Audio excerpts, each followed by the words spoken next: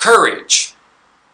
This word is a common word that we use often, but yet I don't think there's any real exact, clear meaning of what is meant when we use that word. So I'm going to be using that word often in this book. And so it's very important that you understand the distinction that I make in using that word.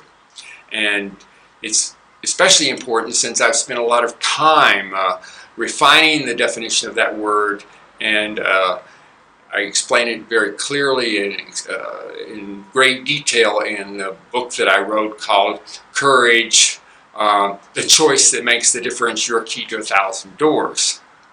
So I'm going to give you a clear definition of what I mean by choosing courage.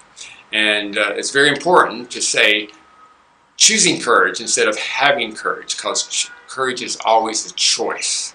It's not something you have or don't have. And there's actually 4 steps to choosing courage.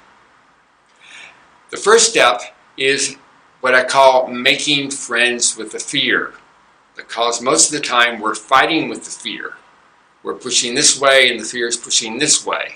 And when you're fighting with the fear, even though you might try to take some courageous action, it's just going to make it difficult, and you haven't made friends with the fear. But if you make friends with the fear, then the energy of the fear can serve you and support you. So I have a very specific technique. There could be other techniques that I recommend that people use to make friends with the fear. And it's by, first of all, getting in touch with what the fear is, or even if you don't know what the fear is, if you can just tell there's fear there, you start taking some very deep breaths.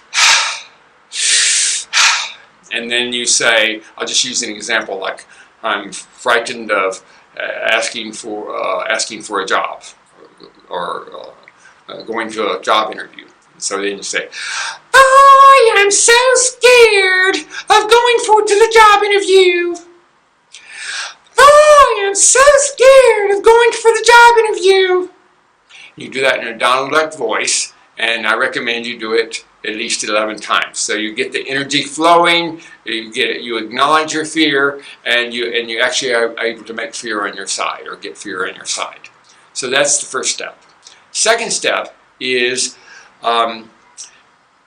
honoring yourself for the courage you're about to choose. And this could be done in a sort of simple way of just say, patting yourself on the back and say, you know, good boy for this courage that you're going to be choosing here and going going to the interview, you know.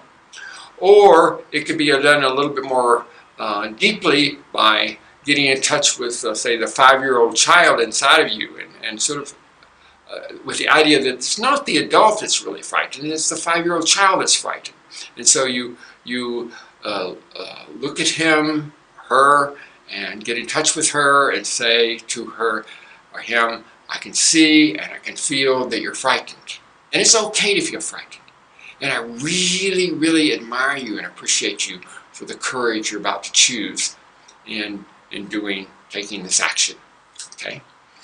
And you continue to do that until you can feel that she gets it or he gets it. And then, of course, when that happens, you also get it. The third step is the action itself. You know, going for the job interviewing, making a request, saying no, expressing yourself more openly, choosing courage to possibly make some mistakes, whatever the action involves. The fourth step, the final step, is very similar to the second step, and that's regardless of whatever results you got, because courage exists independent of the results. Regardless of whatever results you got, you get back in touch with that 5-year-old self, and you again express appreciation and admiration to him or her for the courage that he just finished choosing and exercising. So those are the 4 steps of courage. Very important that you understand those and make that distinction whenever I use the word courage in this book. Thank you.